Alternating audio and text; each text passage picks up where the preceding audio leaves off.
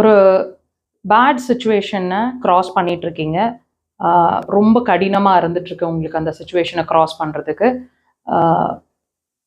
யோசிச்சுட்டே இருக்கீங்க, இந்த மாதிரி சுச்சுவேஷன் நம்ம லைஃப்பில் நடந்திருக்க வேண்டாமே, ஏன் எனக்கு மட்டும் இப்படி நடக்குது, ரொம்ப கஷ்டமாக இருக்குது அப்படின்னு உட்காந்து வருத்தப்பட்டுட்டு ரூம்குள்ளே போய் உட்காந்து அழுதுட்டு இந்த மாதிரி டிப்ரெஷனுக்குள்ளே போயிட்டு இப்படி இருந்துட்டு இருக்கீங்க இல்லையா?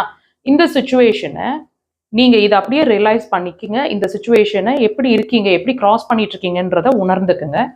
இன் ஃபியூச்சர் ஒரு 5 வருஷமோ 10 வருஷமோ கழிச்சு இந்த சுச்சுவேஷன் இப்படி நடந்திருக்கிறதுக்கு ஒரு காரணம் இருக்குன்றத லேட்டர் இன் ஃபியூச்சரில் நீங்கள் டெஃபினட்டாக ரியலைஸ் பண்ணுவீங்க.